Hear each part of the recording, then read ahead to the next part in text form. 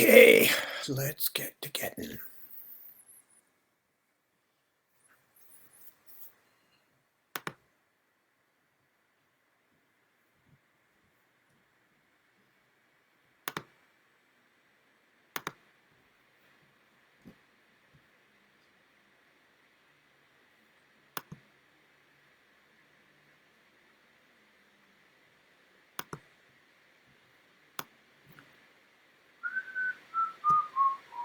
Whoops.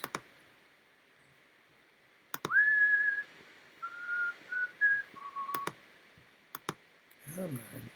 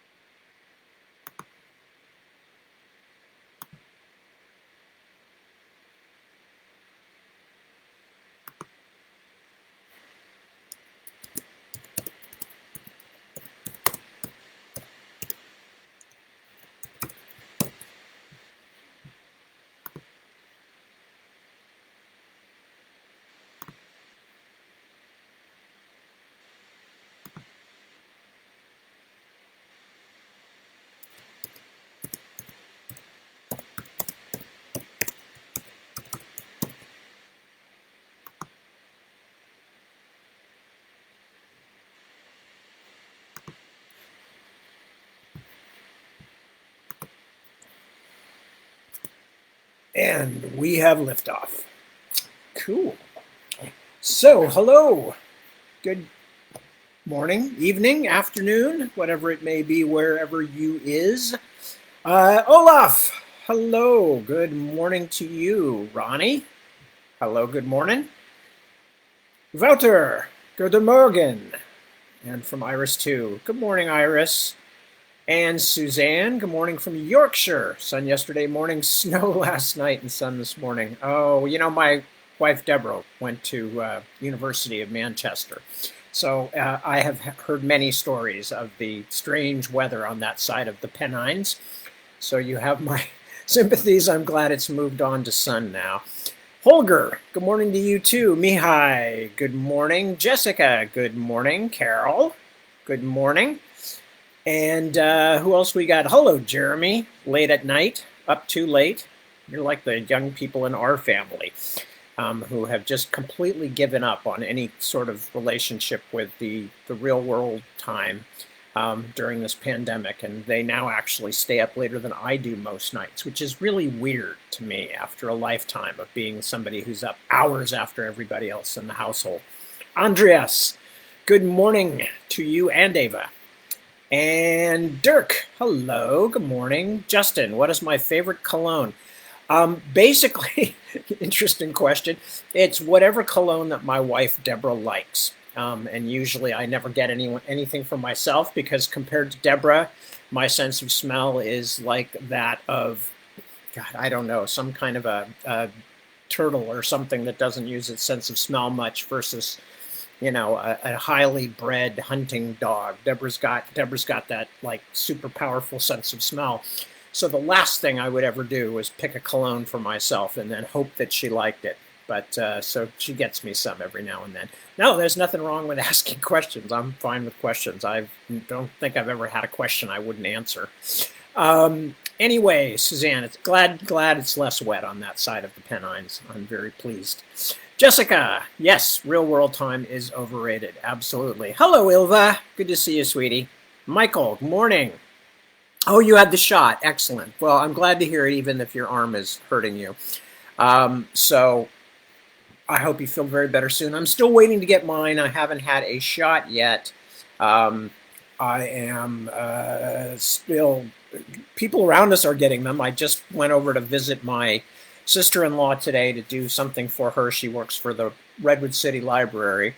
And she and my brother have both had both shots or whatever. So they're like completely in the clear. So I'm very pleased for them. This has not been the same for me yet, or Deborah. But that's okay. We were mainly concerned about Devin. We're not in a hurry. We never leave the house anyway. At least I don't. Deborah goes out in the backyard all the time. The garden, the yard, the whatever it is. We're actually surrounded by a fairly large chunk of land and trees and stuff. So it's kind of weird calling it the backyard. It's the outside. But, we're still waiting on ours, and that's okay. That is okay. No worries. Ilva chimes in to say that her husband would never dare to get his own cologne. Yeah, I mean, there's a certain set of things that you learn when you've been married for a long time.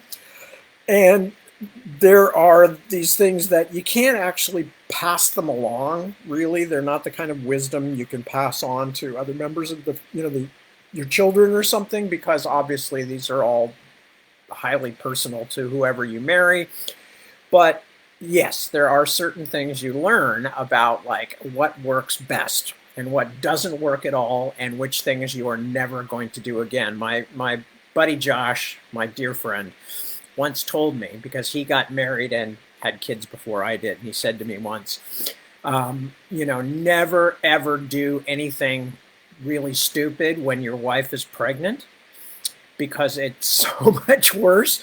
And not only will she never let you forget it, but she will raise the next generation in your family to also know about it, so that this story will go on and on and on throughout time. And I certainly found out to be true. I made a joke once to Deborah when we had a big family trip to Italy, which was really exciting. My mom had retired, and she wanted to get us all together, and they very kindly set this whole thing up, and it was a great trip, I have to say, in almost all ways. But Deborah was extremely pregnant with Connor, our son, at that point.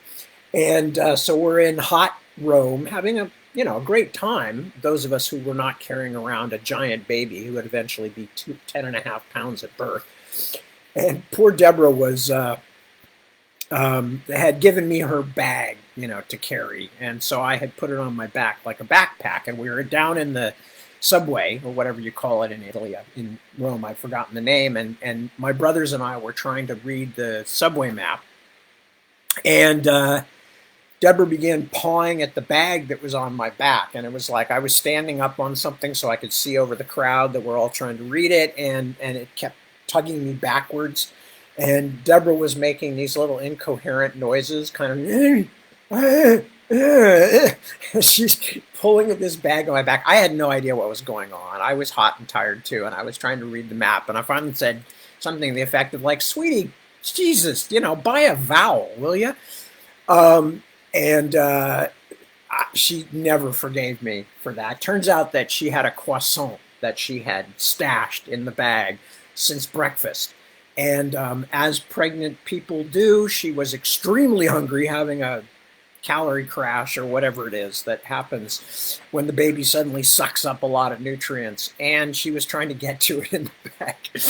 Anyway, I thought, that was pretty good for spur of the moment, but in fact, it was a terrible, tragic mistake. And she never forgave me for it. And she has since told our children about it, and someday they will tell their children about what a rotten bugger their father was, grandfather. I mean, it'll go on and on through the generations. So Josh, you were absolutely right.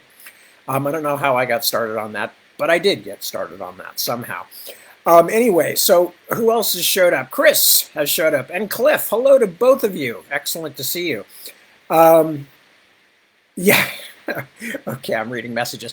Anyway, so those of you who were with me last week know that we finished up whatever the heck it was we were reading. Oh, The Burning Man. The Burning Man. And I was honestly thinking hard about what I was going to read next, and I was trying to figure out, do I have any more short fiction? Do I want to start reading other people's things? Excuse me. He just swallowed a bug. And so I was thinking about this and trying to figure out what to read next. And I've made a decision, and I hope you guys will all be okay with it. What I've decided, we are coming up to, in June, the 20th anniversary of Shadowmarch, which was started, as many of you know, originally as an online project. And not just me, although I was doing the writing, but with a lot of help from Deborah and quite a few other people. Matt Dusek and others, many friends and folks who helped out getting it together. And because of that, because we've been thinking about a dear friend who we met originally through the Shadowmarch website, who died last year, who we all miss a lot, and other things I've been thinking about. And I was thinking, actually, I'm going to read at least the first novel of the Shadowmarch books. And then if you guys want me to, I'll continue. It is another one of my long things, one of my 4-part trilogies. But I thought I would read it. Started out tonight. And we will then go, Olaf was one of our original folks, I think, or very close to the beginning of the whole process. 20 years. You feel old, Jessica. Jeez, think about me. No, don't. It's a waste of time. I'm already way down the roller coaster, and I think I'm, heading towards the final bit. But that means there won't be as many loop-de-loops in front of me still, so that's a good thing. Anyway, so I thought I would read at least the first novel of the Shadowmarch books. This is the English edition, which was the only one I could find today when I was looking around. You'd think we'd have all of my books in some kind of easy-to-find place. That is never the case with us, because I occasionally pick them up to look something up, but also just because our lifestyle is, what's a good word? It's a complicated lifestyle, at least in terms of finding things and keeping things and storing things and all that, So my American copies of Shadowmarch are maybe out in the garage. They may be in one of the kids' rooms that used to be spare rooms where we kept a lot of books. We've moved from 4 people in the household some years ago to 6 people in the household, and animals, of course. So it gets rather complicated sometimes because, you can't always get into a room to find books because people live in them now, which is very complicated. Ilva says, and this is especially important for anybody who is interested in Shadowmarch and our community, which basically the tadwilliams.com website started as the Shadowmarch website. And that's where the board that we still have, the message board, the community that still exists and still going strong 20 years later, first originated, although other people have been involved with other TAD-related boards and things, and going back to the early days of the internet and earlier, I think. We probably had some kind of Tad Williams board back in the days of Telegraph, for all I can remember now, because it's been a long time. When I started doing all this stuff, disco hadn't entirely died out. Anyway, all right, so what I'm going to do is I'm going to start reading Shadowmarch. I hope that's okay with you guys. I haven't read it myself in quite a while, not 20 years, but I think the first volume actually finally came out in 2004, but again, to go back to the story, I was doing it as an online project. I also wrote War of the Flowers, which we just started reading at the same time because I had a feeling we weren't going to make any money on Shadowmarch, and of course we didn't. It was either too early or something, in terms of making money selling fiction on the internet. But as a result, I wrote it for a year, and then we realized that if I wrote it for another year, we'd be even more poor. So instead, I decided that I didn't want to just abandon the story. I was quite into the story at that point. So I went, let's make it a book. Let's make it a series of books. And I took the first part that I had written online, added a second plot line to it that would diversify the geography. And I'll explain that as we go during little bits and pieces. And that became this first volume, which is called Shadowmarch. All the volumes have Shadow something as the titles. So Shadowmarch is the first, and I am now going to read it. So this is, as I said, this is the edition that was published by Orbit in 2004. I think the book actually came out maybe 2003 in America, but the original version of Shadowmarch began June of 2001 online. And so this is the first thing that was actually published online, which is the Prelude. And I'm now going to start reading. So join me, please. Prelude. Come away, dreamer. Come away. Soon you will witness things that only sleepers and sorcerers can see. Climb onto the wind and let it bear you. Yes, it is a swift and frightening steed, but there are leagues and leagues to journey, and the night is short. Flying higher than the birds, you pass swiftly over the dry lands of the southern continent of Zand. And here I'm going to actually stop for a moment and show you so that you can go back to it if you want to. Here is the map of Ion. That main islandy thing here that you see is Ion. Whoops. Shadowmarch itself is up here, Southmarch. But this is the other continent of Zand, which is down here at the bottom. Okay, so now you've seen the map. And since it's a recording, you can always go back and look at it again, unless you'd rather not. Anyway, climb onto the wind and let it bear you. Yes, it is a swift and frightening steed, but there are leagues and leagues to journey, and the night is short. Flying higher than the birds, you pass swiftly over the dry lands of the southern continent of Zand, above the autarch's startlingly huge temple palace, stretching mile upon mile along the stone canals of his great city of Zis. You do not pause. It is not mortal kings you spy on today, not even the most powerful of them all. Instead, you fly across the ocean to the northern continent of Ion, over timeless Hyrosol, once the center of the world, but now the plaything of bandits and warlords.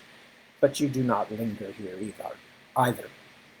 You hurry on, winging over the principalities that already owe their fealty to the autarch's conquering legions, and others who as yet do not, but soon will. Beyond the cloud-scraping mountains that fence the southern part of Ion from the rest, across the trackless forests north of the mountains, you reach the green country of the Free Kingdoms, and stoop low over field and fell, speeding across the thriving heartlands of powerful Cyan, which was once more powerful still.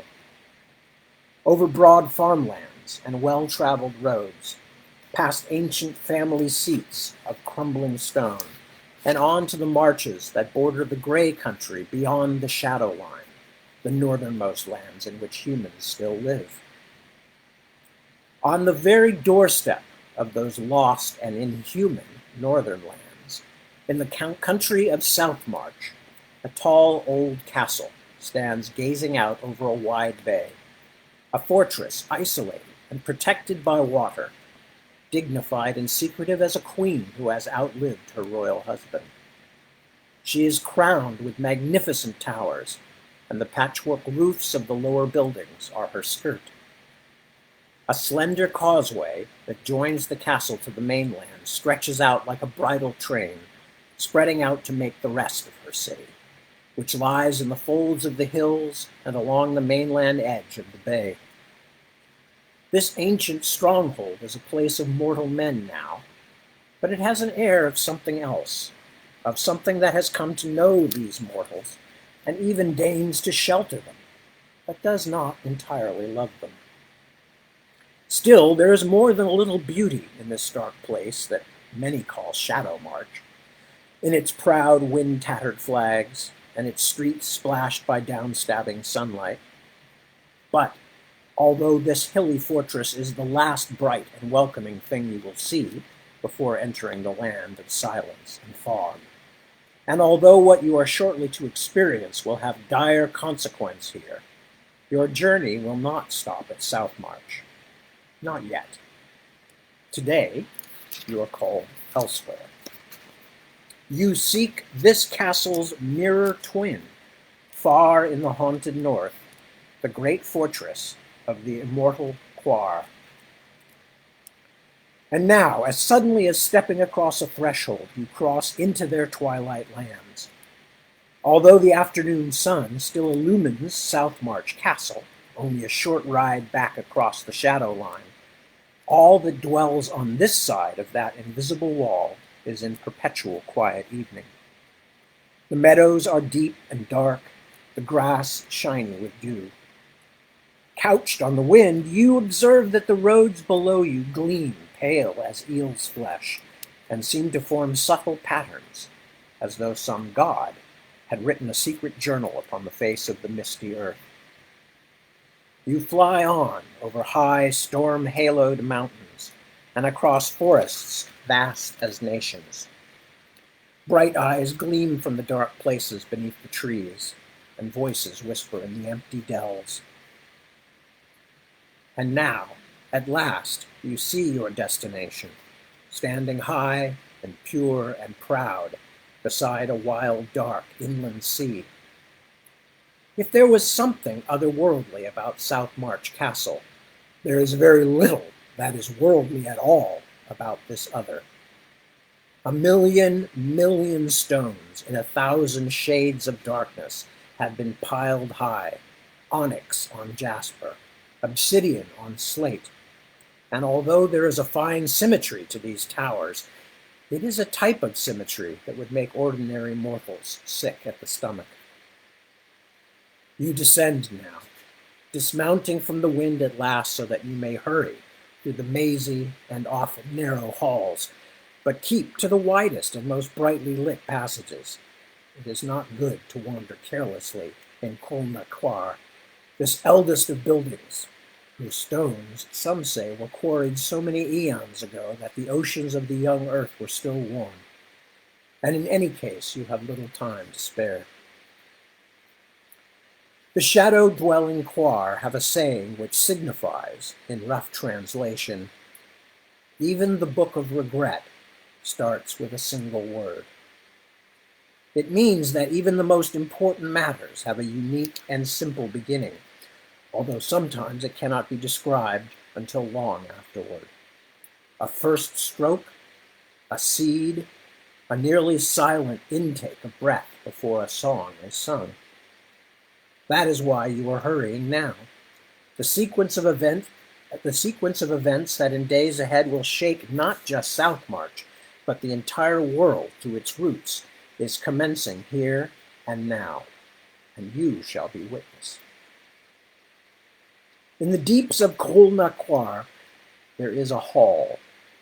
In truth, there are many halls in Cologne, as many as there are twigs on an ancient leafless tree, even on an entire bone-dead orchard of such trees. But even those who have only seen Cologne during the unsettled sleep of a bad night would know what hall this is. It is your destination. Come along. The time is growing short. The Great Hall is an hour's walk from end to end, or at least it appears that way. It is lit by many torches, as well by other less familiar lights that shimmer like fireflies beneath dark rafters carved in the likeness of holly bough and blackthorn branch. Mirrors line both long walls, each oval powdered so thick with dust that it seems odd the sparkling lights and the torches can be seen even in dull reflection. Odder still that other darker shapes can also be glimpsed moving in the murky glass. Those shapes are present, even when the hall is empty. The hall is not empty now, but full of figures both beautiful and terrible. Were you to speed back across the shadow line in this very instant to one of the great markets of the southern harbor kingdoms, and there saw humanity in all its shapes and sizes and colors drawn together from all over the wide world, still you would marvel at their sameness after having seen the Quar, the twilight people, gathered here in their high, dark hall. Some are as stunningly fair as young gods, tall and shapely as the most graceful kings and queens of mankind. Some are small as mice. Others are figures from mortal nightmares, claw-fingered, serpent-eyed, covered with feathers or scales or oily fur. They fill the hall from one end to the other, ranked according to intricate primordial hierarchies, 1,000 different forms sharing only a keen dislike of humankind. and for this moment, a vast silence. At the head of the long, mirror-hung room, two figures sit on tall stone chairs. Both have the semblance of humanity, but with an unearthly twist that means not even a drunken blind man could actually mistake them for mortals. Both are still, but one is so motionless that it is hard to believe she is not a statue carved from pale marble, as stony as the chair on which she sits. Her eyes are open, but they are empty as the painted eyes of a doll, as though her spirit has flown far from her seemingly youthful white-robed figure and cannot find its way back. Her hands lie in her lap, like dead birds. She has not moved in years. Only the tiniest stirring, her breast rising and falling at achingly separated intervals beneath her robe, tells that she breathes. The one who sits beside her is taller by 2 hands' breadth than most mortals, and that is the most human thing about him. His pale face, which was once startlingly fair, has aged over the centuries into something hard and sharp as the peak of a wind-swept crag. He has about him still a kind of terrible beauty, as dangerously beguiling as the grandeur of a storm rushing across the sea. His eyes, you feel sure, would be clear and deep as night sky, would seem infinitely, coldly wise, but they are hidden behind a rag knotted at the back of his head, most of it hidden in his long moon-silver hair. He is Ymir, the blind king, and the blindness is not all his own. Few mortal eyes have seen him, and no living mortal, man or woman, has gazed on him outside of dreams. The Lord of the Twilight People raises his hand. The hall was already silent, but now the stillness becomes something deeper. Ymir whispers, but everything in that room hears him. Bring the child. 4 hooded, man-like shapes carry a litter out of the shadows behind the twin thrones and place it at the king's feet. On it lies curled what seems to be a mortal man-child, his fine straw-colored hair pressed into damp ringlets around his sleeping face. The king leans over, for all the world as though he is looking at the child, despite his blindness, memorizing his features. He reaches into his own gray garments, sumptuous once, but now weirdly threadbare, and almost as dusty as the hall's mirrors, and lifts out a small bag on a length of black cord, the sort of simple object in which a mortal might carry a charm or healing symbol. Ymir's long fingers carefully lower the cord over the boy's head, then tuck the bag under the coarse shirt and against the child's narrow chest. The king is singing all the while, his voice a drowsy murmur. Only the last words are loud enough to hear. By star and stone the act is done. Not stone nor star the act shall mar. Ymir pauses for a long moment before he speaks again, with a hesitation that might almost be mortal. But when he speaks, his words are clear and sure. Take him. The 4 figures raise the litter. Let no one see you in the sunlight lands. Ride swiftly there and back. The hooded leader bows his head once, then they are gone with their sleeping burden. The king turns for a moment toward the pale woman beside him, almost as if he expected her to break her long silence. But she does not move, and she most certainly does not speak. He turns to the rest of those watching, to the avid eyes and the 1,000 restless shapes. And to you, too, dreamer. Nothing that fate has already woven is invisible to Ymir. "It begins," he says. Now the stillness of the hall is broken. A rising murmur fills the mirrored room, a wash of voices that grows until it echoes in the dark thorn-carved rafters. As the din of singing and shouting spills out through the endless halls of Cool-Naquar, it is hard to say whether the terrible noise is a chant of triumph or mourning. The blind king nods slowly. Now, at last, it begins. Remember this, dreamer, when you see what is to follow. As the blind king said, this is a beginning. What he did not say, but which is nonetheless true, is that what begins here is the ending of the world. Part 1. Blood. As the woodsman who sets snares cannot always know what he may catch, the great god Cernios said to the wise man, so too the scholar may find that his questions have brought him unforeseen and dangerous answers. From A Compendium of Things That Are Known, the Book of the Trigon. Chapter 1. A Wyvern Hunt. The narrowing way.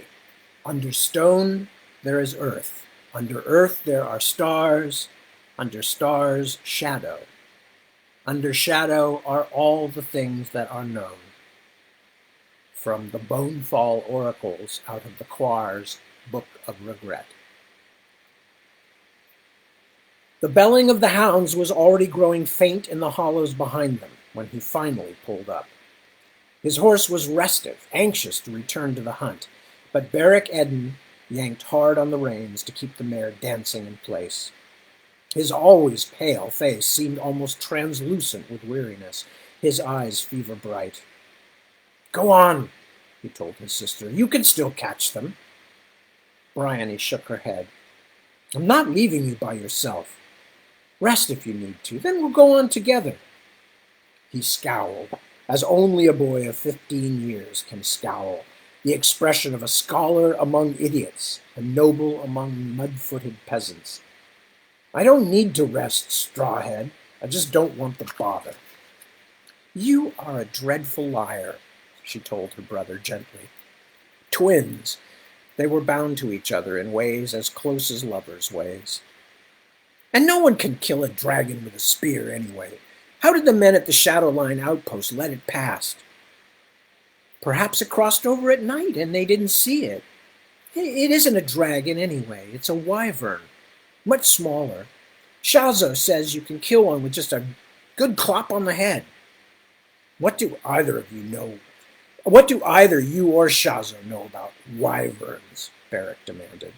"They don't come trotting across the hills every day. They're not bloody cows." Bryony thought it a bad sign that he was rubbing his crippled arm without even trying to hide it from her. He looked more bloodless than usual, blue under the eyes, his flesh so thin he sometimes looked almost hollow. She feared he had been walking in his sleep again, and the thought made her shudder. She had lived in Southmarch Castle all her life, but still did not like passing through any of its mazy, echoing halls after dark. She forced a smile. "No, they're not cows, silly, but the master of the hunt asked Chavin before we set out, remember? And Shazo says we had one in Grandfather Euston's day. It killed 3 sheep at a steading in Land's End." 3 whole sheep! Heavens, what a monster! The crying of the hounds rose in pitch, and now both horses began to take fretful little steps. Someone winded a horn, the moan almost smothered by the intervening trees. "They've seen something." She felt a sudden pang. "Oh, mercy of Zoria, what if that thing hurts the dogs?" Beric shook his head in disgust, then brushed a damp curl of dark red hair out of his eyes. The dogs? But Bryony was truly frightened for them. She had raised 2 of the hounds, Rack and Dado, from puppyhood, and in some ways they were more real to this king's daughter than most people. Oh, come, Barrack, please. I'll ride slowly, but I won't leave you here. His mocking smile vanished. Even with only one hand on the reins, I can outride you any hour. Then do it. She laughed, spurring down the slope. She was doing her best to poke him out of his fury, but she knew that cold, blank mask too well. Only time, and perhaps the excitement of the chase, would breathe life back into it. Bryony looked back up the hillside and was relieved to see that Barrack was following, a thin shadow atop the gray horse, dressed as though he were in mourning. But her twin dressed that way every day. Oh, please, Barrack, sweet, angry Barrack, don't fall in love with death. Her own extravagant thought surprised her. Poetical sentiment usually made Bryony Eden feel like she had an itch she couldn't scratch. And as she turned back in distraction, she nearly ran down a small figure, scrambling out of her way through the long grass. Her heart thumping in her breast, she brought Snow to a halt and jumped down, certain she had almost killed some crofter's child. Are you hurt? It was a very small man with graying hair who stood up from the yellowing grass, his head no higher than the belly strap of her saddle. A thunderling of middle age, with short but well-muscled legs and arms. He doffed his shapeless felt hat and made a little bow. Quite well, my lady. Kind of you to ask. I didn't see you. Not many do, mistress. He smiled. And I should also. Barrack rattled past with hardly a look at his sister or her almost victim. Despite his best efforts, he was favoring the arm, and his seat was dangerously bad. Bryony scrambled back onto Snow, making a muddle of her riding skirt. Forgive me, she said to the little man, then bent low over Snow's neck and spurred after her brother. The Thunderling helped his wife to her feet. I was going to introduce you to the princess. Don't be daft. She brushed burrs out of her thick skirt. We're just lucky that horse of hers didn't crush us into pudding. Still, it might be your only chance to meet one of the royal family. He shook his head in mock sadness. Our last opportunity to better ourselves, Opal. She squinted, refusing to smile. Better for us would mean enough coppers to buy new boots for you, Chert, and a nice winter shawl for me. Then we could go to meetings without looking like beggars' children. It's been a long time since we've looked like children of any sort, my old darling. He plucked another burr out of her gray-streaked hair. And it will be a longer time yet until I have my new shawl if we don't get on with ourselves. But she was the one who lingered, looking almost wistfully along the trampled track through the long grass. Was that really the princess? Where do you suppose they were going in such a hurry? Following the hunt. Didn't you hear the horns? Ta-ra! Ta-ra! The gentry are out chasing some poor creature across the hills today. In the bad old days, it might have been one of us. She sniffed, recovering herself. I don't pay heed to any of that. And if you're wise, neither will you. Don't meddle with the big folk without need, and don't draw their attention, as my father always said. No good will come of it. Now, let's get on with our work, old man. I don't want to be wandering around near the edge of Shadowline when darkness comes. Chert Blue Quartz shook his head, serious again. Nor do I, my love. The harriers and sighthounds seemed reluctant to enter the stand of trees, although their hesitation did not make them any quieter. The clamor was atrocious, but even the keenest of the hunters seemed content to wait a short distance up the hill until the dogs had driven their quarry out into the open. The lure of the hunt for most had little to do with the quarry anyway, even so unusual a prize as this. At least 24 lords and ladies, and many times that number of their servitors, swarmed along the hillside, the gentlefolk laughing and talking and admiring or pretending to admire each other's horses and clothes, with soldiers and servants plodding along behind or driving ox carts stacked high with food and drink and tableware, and even the folded pavilions in which the company had earlier taken their morning meal. Many of the squires led spare horses, since it was not unusual during a particularly exciting hunt for one of the mounts to collapse with a broken leg or burst heart. None of the hunters would stand for missing the kill and having to ride home on a wagon just because of a dead horse. Among the churls and hire servants strode men-at-arms carrying pikes or halberds, grooms, houndsmen in mud-stained tattered clothes, a few priests. Those of lesser status had to walk, like the soldiers. And even Puzzle, the king's bony old jester, who was playing a rather unconvincing hunting air on his lute as he struggled to remain seated on a saddled donkey. In fact, the quiet hills below the shadow line now contained what was more or less an entire large village on the move. Bryony, who always liked to get out of the stony reaches of the castle, where the towers sometimes blotted out the sun for most of the day, had especially enjoyed the momentary escape from this great mass of humanity and the quiet that came with it.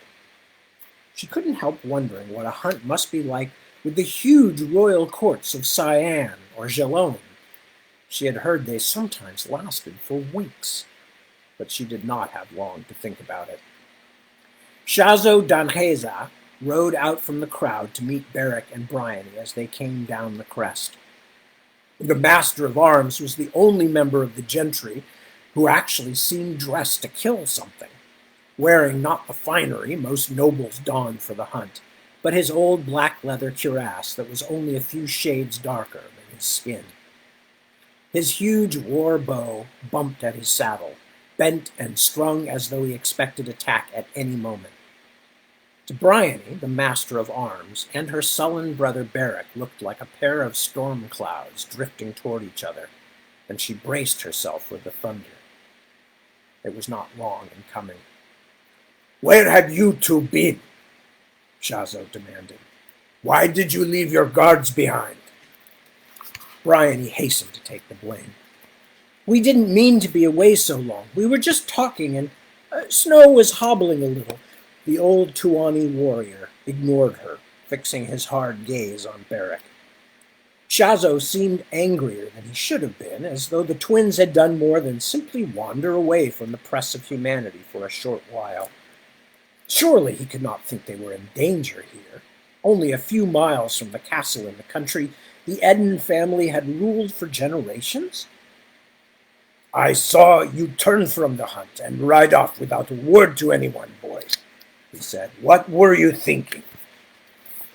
Beric shrugged, but there were spots of color high on his cheeks. "Don't call me boy. What affair is it of yours?" The old man flinched, and his hand curled. For a frightening moment, Bryony thought he might actually hit Beric. He had dealt the boy many clouts over the years, but always in the course of instruction, the legitimate blows of combat. To strike one of the royal family in public would be something else entirely. Shazo was not well liked. Many of the nobles openly maintained that it was not fitting for a dark-skinned southerner, a former prisoner of war as well, to hold such high estate in Southmarch, that the security of the kingdom should be in the hands of a foreigner. No one doubted Shazo's skill or bravery. Even once he had been disarmed in the Battle of Hyrosol, in which he and young King Olin had met as enemies. It had taken a half-dozen men to capture the Tuani warrior, and he had still managed to break free long enough to knock Olin from his horse with the blow of a hammering fist. But instead of punishing the prisoner, the twins' father had admired the southerner's courage, and after Shazo had been taken back to Southmarch and had survived nearly 10 years of unransomed captivity, he had continued to grow in Olin's estimation until at last he was set free, except for a bond of honor to the Eden family, and given a position of responsibility. In the more than 2 decades since the Battle of Hyrosol, Shazo Danheza had upheld his duties with honor, great skill, and an almost tiresome rigor. eclipsing all the other nobles so thoroughly, and earning resentment for that even more strongly than for the color of his skin, that he had advanced at last to the lofty position of Master of Arms, the king's minister of war for all the March kingdoms. The ex-prisoner had been untouchable as long as the twins' father sat on the throne, but now Bryony wondered whether Chazot's titles, or even Chazot himself, would survive this bleak time of King Olin's absence. As if a similar thought passed through his head as well, Chazot lowered his hand. "You are a prince of Shadowmarch," he told Beric, brusque but quiet. "When you risk your life without need, it is not me you are harming." Her twin stared back defiantly, but the old man's words cooled some of the heat of his anger. Bryony knew Beric would not apologize, but there would not be a fight either. The excited barking of the dogs had risen in pitch. The twins' older brother, Kendrick, was beckoning them down to where he was engaged in conversation with Galen Tully, the young Duke of Summerfield. Bryony rode down the hill toward them with Beric just behind her. Chazot gave them a few paces start before following. Galen of Summerfield, only a half-dozen years senior to Beric and Bryony, but with an uncomfortable formality that she knew masked his dislike of some of her family's broader eccentricities, removed his green velvet hat and bowed to them. "Princess Bryony, Prince Beric, we were concerned for your well-being, cousins." She doubted that was entirely true. Barring the Eddens themselves, the Tullys were the closest family in the line of succession, and they were known to have ambitions. Galen had proved himself capable of at least the appearance of honorable subservience, but she doubted the same could be said for his younger brothers, Caradon and the disturbing Hendon. Bryony could only be grateful the rest of the Tullys seemed to prefer lording it over their massive estate down in Summerfield to playing at loyal underlings here in Southmarch, and left that task to their brother, the Duke. Bryony's brother Kendrick seemed in a surprisingly good mood considering the burdens of regency on his young shoulders during his father's absence.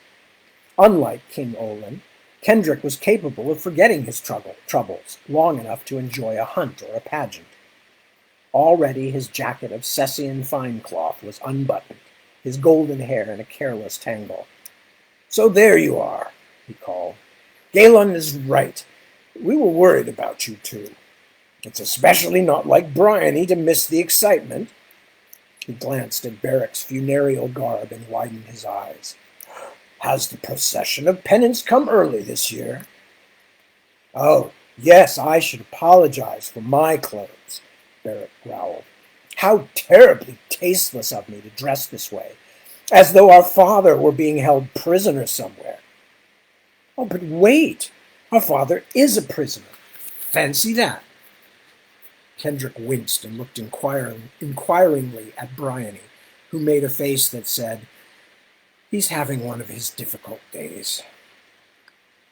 The Prince Regent turned to his younger brother and asked, "Would you rather go back?" "No!" Beric shook his head violently, but then managed to summon an unconvincing smile. "No! Everyone worries about me too much. I don't mean to be rude, truly, my arm just hurts a bit. Sometimes." "He is a brave youth," said Duke Galen, without even the tiniest hint of mockery, but it still made Bryony bristle like one of her beloved dogs. Last year, Galen had offered to marry her. He was handsome enough in a long-chinned way, and his family's holdings in Summerfield were second only to Southmarch itself in size, but she was glad that her father had been in no hurry to find her a husband. She had a feeling that Galen Tully would not be as tolerant to his wife as King Olin was to his daughter. That if she were his, he would make certain Bryony did not go riding to the hunt in a split skirt, straddling her horse like a man. The dogs were yapping even more shrilly now, and a stir ran through the hunting party gathered on the hill. Bryony turned to see a movement in the trees of the dell below them, a flash of red and gold like autumn leaves carried on a swift stream. Then something burst out of the undergrowth and into the open, a large serpentine shape that was fully visible for the space of 5 or 6 heartbeats before it found high grass and vanished again. The dogs were already swarming after it in a frenzy. "Gods!" said Bryony in sudden fear, and several around her made the 3-fingered sign of the trigon against their breasts. "That thing is huge!" She turned accusingly to Shazo. "I thought you said you could kill one of them with no more than a good clop on the head." Even the master of arms looked startled. "The other one, it was smaller." Kendrick shook his head. "That thing is 10 cubits long, or I'm a skimmer." He shouted, "Bring up the boar spears!" to one of the beaters, then spurred down the hill with Galen of Summerfield racing beside him, and the other nobles hurrying to find their places close to the young Prince Regent. "But—" Bryony fell silent. She had no idea what she'd meant to say. Why else were they here if not to hunt and kill a wyvern? But she suddenly felt certain that Kendrick would be in danger if he got too close. "Since when are you an oracle or a witching woman?" she asked herself, but the worry was strangely potent, the crystallization of something that had been troubling her all day, like a shadow at the corner of her eye. The strangeness of the gods was in the air today, that feeling of being surrounded by the unseen. Perhaps it was not Beric who was seeking death. Perhaps, rather, the grim deity, the Earth Father, was hunting them all. She shook her head to throw off the swift chill of fear. Silly thoughts, Bryony. Evil thoughts. It must have been Beric's sorrowing talk of their own imprisoned father that had done it. Surely there was no harm in a day like this, late in Decameron, the 10th month, but lit by such a bold sun it still seemed high summer. How could the gods object? The whole hunt was riding in Kendrick's wake now, the horses thundering down the hill after the hounds, the beaters and servants bounding along behind, shouting excitedly. And she suddenly wanted to be out in front with Kendrick and the other nobles, running ahead of all shadows and worries. "I won't hang back like a girl this time," she thought, "like a proper lady. I want to see a wyvern. And what if I'm the one who kills it? Well, why not?" In any case, her brothers both needed looking after. "Come on, Beric," she called. "No time to mope. If we don't go now, we'll miss it all." "The girl, the princess, her name's Bryony, isn't it?" Opal asked after they had been hiking again for a good part of an hour. Chert hid a smile. "Are we talking about the big folk? I thought we weren't supposed to meddle with that sort." "Don't mock. Don't like it here. Even though the sun's overhead, it seems dark. And the grass is so wet. It makes me feel all fluttery." "Sorry, my dear, I don't like it much here either, but along the edge is where the interesting things are. Almost every time it draws back a little, there's something new. Do you remember that Edry's egg crystal, the one big as a fist? I found it just sitting in the grass like something washed up on a beach.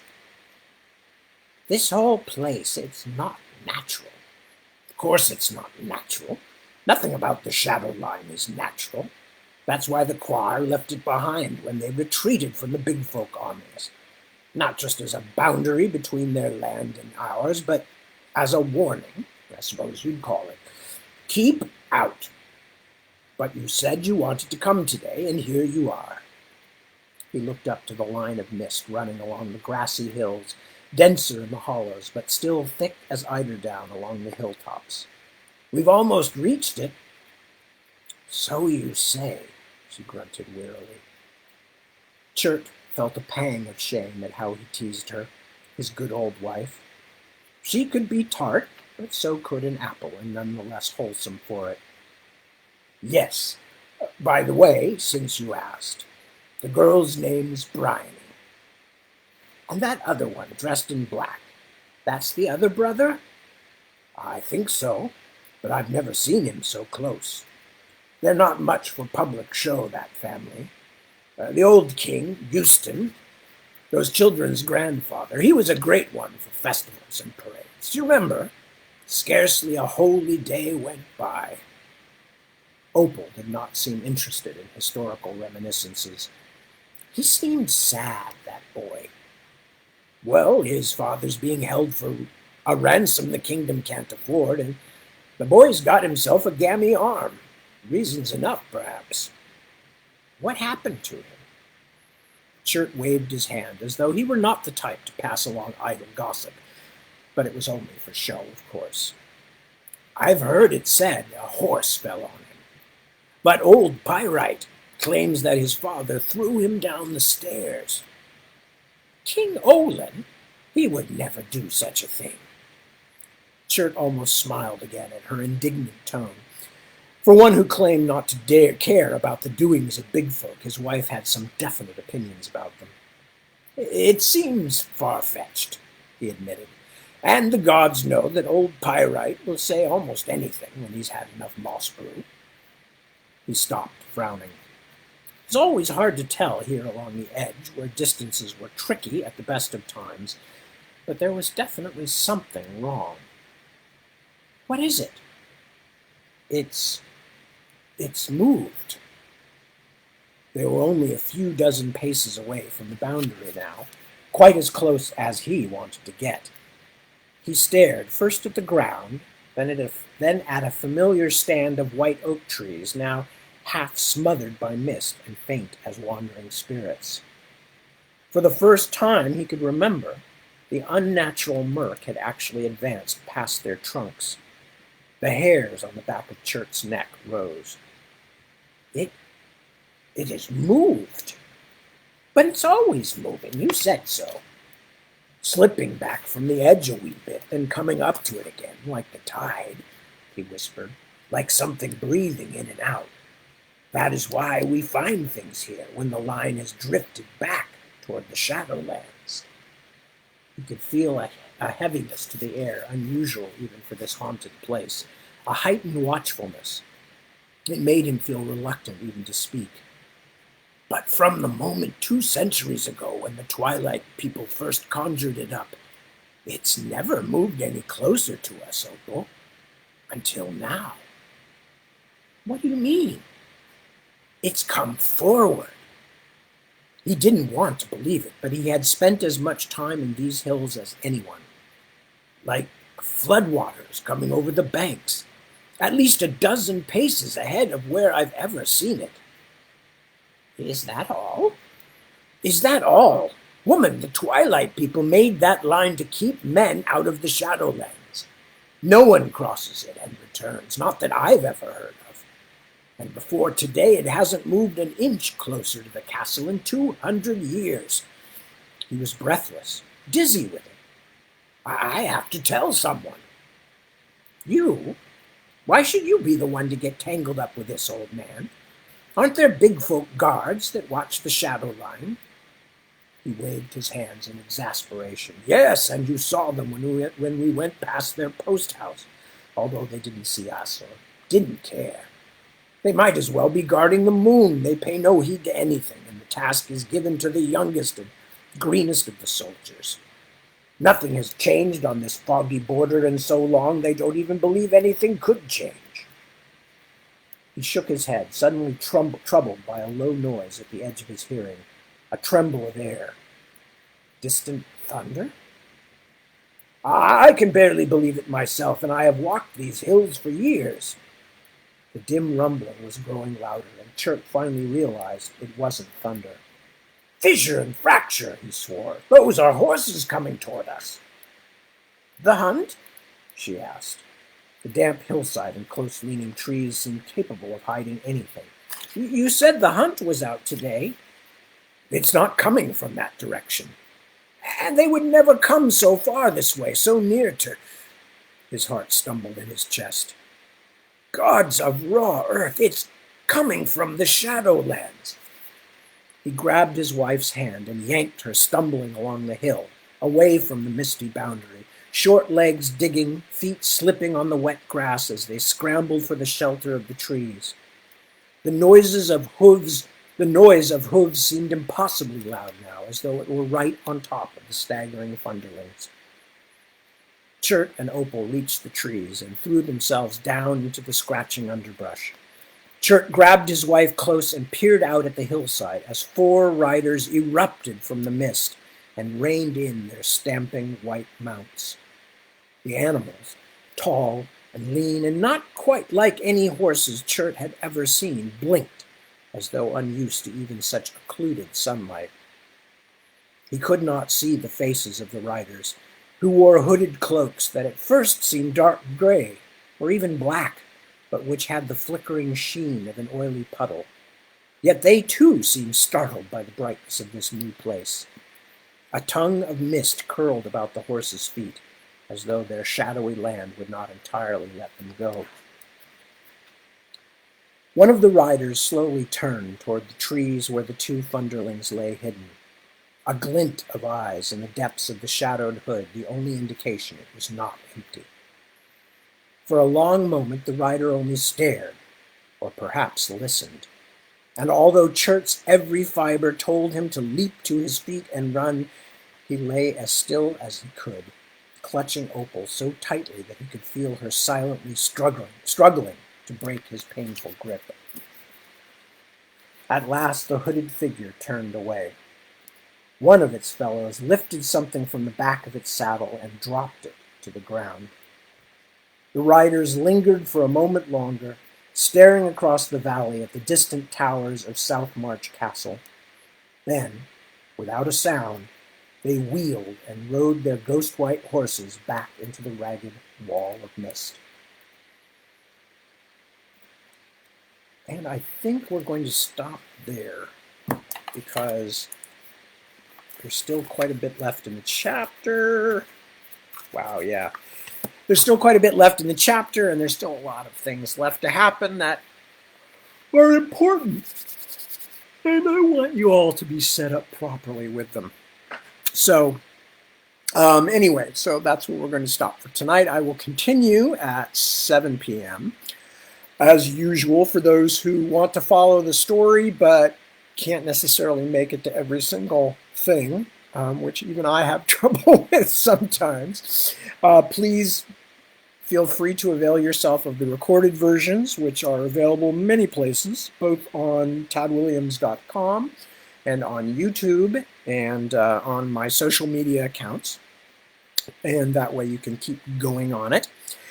And with that, as we are a little past 3 o'clock, I am going to roll up the carpets and take down the awning over the front of Tad's reading palace and retire for the evening. And I will see you all, as I said, those of you who want to join me can join me at 7 p.m. today. If you can't make it, I will be back again next week at the same time, 2 a.m. Pacific Daylight Time. Meanwhile, all of you, keep taking good care of yourselves. We're coming closer. There's a light at the end of the tunnel. You may all be able to go out again soon and meet up in public. Take care of your friends and loved ones and people around you who may still need some help. It's got to be a really lonely time for a lot of folks. So if you've got a neighbor, especially an elderly neighbor who may not have family in the area or something, please give them a call or, go knock on the door and shout to them and offer to run an errand for them or something. I think at times all of us need a little human contact. And this is definitely one of those times where a lot of people, I think, are feeling the lack. Not me. I'm a hermit by nature. I get everything I need from all the fun things that I do, even during a time of pandemic. But a lot of people are not so fortunate to be surrounded with young people and animals and everything else that I'm surrounded with here. So try and help out those who are in need. And with that, I say good night. Lovely to spend time with you all, and I will see you all again, one way or the other, very soon. Peace. Good night.